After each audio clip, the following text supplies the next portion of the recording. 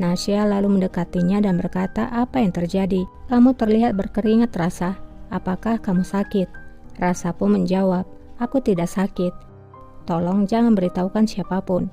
Mereka akan berpikir kalau aku terkena cacar." Sanırlar. Nasya pun akhirnya hanya diam saja. Keesokan paginya, Halime berkata pada Menekse, "Aku tahu kalau Safiye Sultan akan melakukan hal yang buruk. Aku sangat yakin dia akan menyerangku di kesempatan pertama. Dia akan membunuhku. Itulah mengapa Dervish harus berada di sisi kita." Menekse pun menjawab, tapi Dervish tidak menerimanya. Halime dengan percaya diri berkata, "Kamu akan lihat, hari ini mungkin tidak. Tapi apa yang ia lakukan setelah Sultan Ahmed meninggal? Dia tidak mungkin ikut dikubur bersama raja." Menekse pun berkata, "Jangan lupa kalau ia bertunangan dengan Fahriye Sultan. Mungkin dia akan berjalan bersama mereka."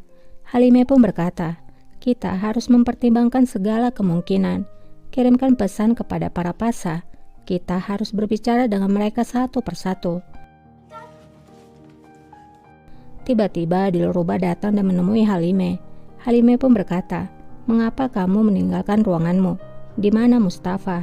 Dilruba pun berkata, "Dudu datang dan membawanya, dan aku tidak bisa menghentikannya." Halime pun langsung panik dan segera pergi ke sana.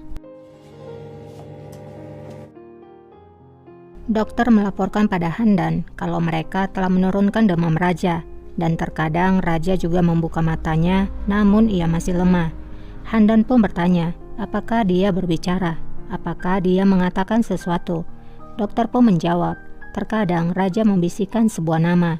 Dia mengatakan nama Nasya. Nasya. Tidak lama Halime pun tiba. Ia langsung memanggil Handan. Ia pun bertanya, "Di mana anakku? Apa yang kamu lakukan padanya?" Handan pun menjawab, "Dia hanya dibawa ke ruangannya, di mana seharusnya dia berada. Dia harus berada di sana demi kesehatan dan keselamatannya." Halime pun melihat ke arah Dervish lalu berkata, "Aku tahu siapa yang memberikanmu nasihat ini. Kamu ingin membawa anakku menjauh dariku dan ingin membunuhnya, kan?" Dervish pun menjawab, "Ketika penyakit menular seperti cacar telah terjadi, maka sangat jelas tindakan pencegahan harus segera dibuat sultanku." Halime pun menjawab, "Apakah tindakan pencegahan yang kamu buat menjauhkan ibu dari anaknya?" Handan pun lalu berkata, "Aku membuat keputusan sebagai valide Halime. Kamu bisa pergi melihat putramu kapanpun kamu mau, tapi jangan berharap lebih." Halime pun berkata, "Apakah kamu pikir kamu adalah seorang valide? Bukankah kamu bisa melihat pemerintahanmu sudah berakhir, bahkan berakhir sebelum dimulai. Başlamadan bitti. Dengan penyakit yang diderita raja, bukannya memiliki empati, sebaliknya semua orang menunjukkan warna aslinya."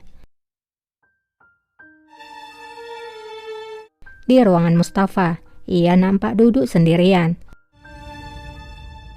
Mustafa? Tidak lama Halime datang dan segera memeluk putranya. Mustafa lalu berkata, "Apakah aku harus tinggal di sini? Apakah kita akan pergi?" Halime pun menjawab, "Aku tidak akan meninggalkanmu kepada siapapun." Mustafa lalu berkata, "Aku merasa dingin, Ibu." Halime pun mengecek tubuh Mustafa dan terdapat bintik merah.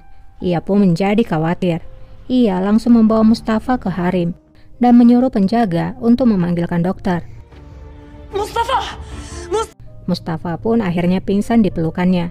Halime semakin panik, hingga suara teriakannya yang memanggil Mustafa didengar oleh seluruh selir. Mustafa!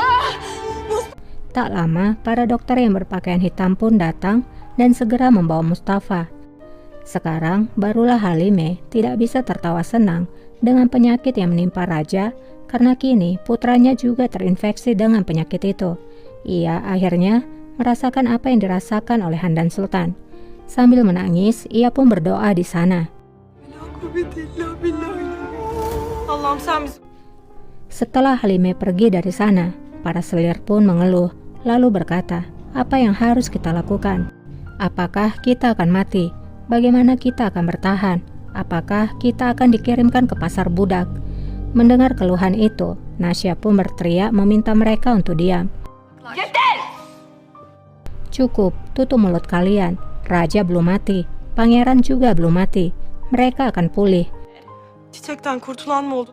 Salah satu selir pun menjawab, tapi tidak ada orang yang bisa selamat dari penyakit cacar ini. Olur. Yüce Allah. Nasya pun menjawab, mereka akan selamat. Jika Tuhan menginginkan, maka itu akan terjadi. Aku percaya mereka akan sembuh. Jangan khawatir, teruslah berdoa. Para selir pun akhirnya bisa ditenangkan. Di ruangan Fahriye, seorang selir membisikkan sesuatu kepadanya. Setelah mendengar hal itu, ia tampak sangat bersedih. Kemungkinan selir itu mengatakan tentang Pangeran Mustafa yang sudah terinfeksi. Di ruangan Safiye Sultan, ia juga mendapatkan berita dari Bulbul tentang Mustafa. Safiye nampak lemas karena ia sudah merencanakan Pangeran Mustafa yang akan naik tahta. Tapi kini rencana itu telah berakhir. Ia pun berkata, ini sudah berakhir Bulbul. Dinasti kita yang berumur 3 abad telah berakhir. Bulbul pun berkata, Sultana, kamu pasti bisa menemukan solusinya dan membawa kita keluar dari kesulitan ini. Safiye pun berkata, kita tidak pernah melihat ada gunanya menangis dan merengek. Tentu saja kita akan menemukan jalan keluarnya Bulbul. Kita akan memikirkannya. Tapi kekuatan kita juga punya batasan, dan ini adalah ujian yang tersulit. Semoga Tuhan membantu kita. Di perjalanan, Sahin mengirimkan surat kepada Jalali yang mengatakan ini adalah waktunya. Akhir dari kekuasaan Ottoman sudah dekat. Osmanoğlu saltanatının Pengirim pesan pun sampai di kediaman Jalali. Karasaid lalu mengambil surat itu. Kalender Oglu lalu membaca surat dari Sahin itu. Sahin menuliskan, Sultan Ahmed dan Pangeran Mustafa mendapatkan penyakit cacar. Hanya masalah waktu saja, mereka akan mati. Sekarang giliranmu untuk membuktikan janjimu.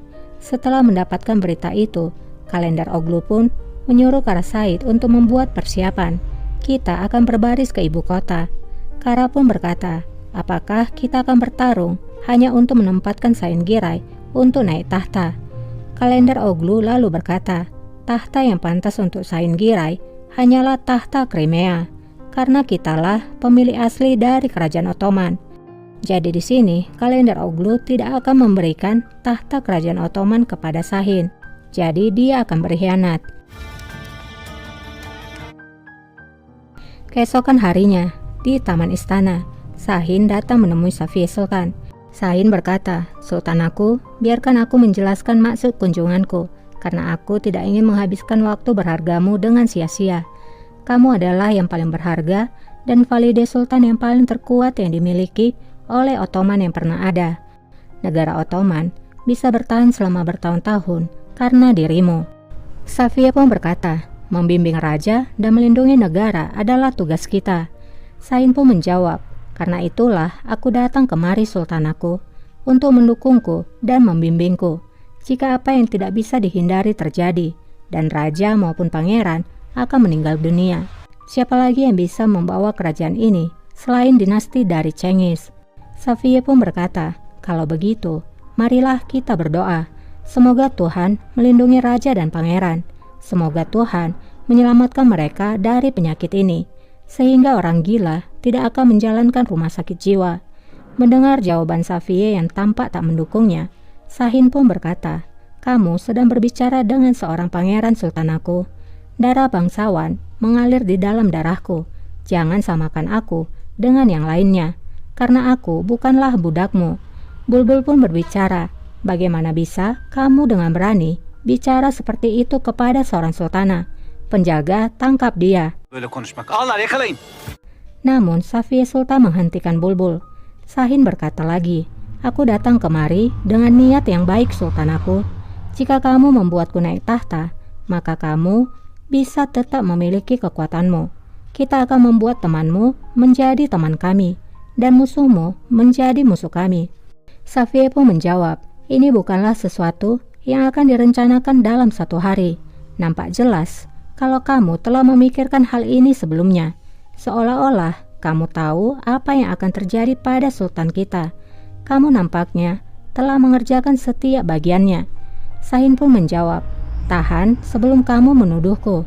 Kamu harus tahu di mana dan siapa yang mengarah kepada hal ini. Safiyeh pun berkata, siapapun itu, maka ia harus membayarnya dengan hidupnya. Shahin pun menjawab, meskipun itu adalah putrimu Faryah Sultan. Sultan Ahmed Han, Pangeran Mustafa, bagaimana kamu pikir mereka mendapatkan penyakit cacar? Putrimu Faryah Sultan telah memilih cinta untuk menyelamatkan hidup Mehmet. Dia telah mengkhianati keluarganya sendiri. Bulbul yang mendengar hal itu pun marah. Ia berkata, beraninya kamu menuduh seorang sultanah seperti itu. Shahin pun berkata pada Safiyeh, kebenaran ataupun fitnah, kamu bisa menanyakan putrimu jika kamu mau. Safiyeh pun nampak sangat terkejut dengan ucapan dari Shahin.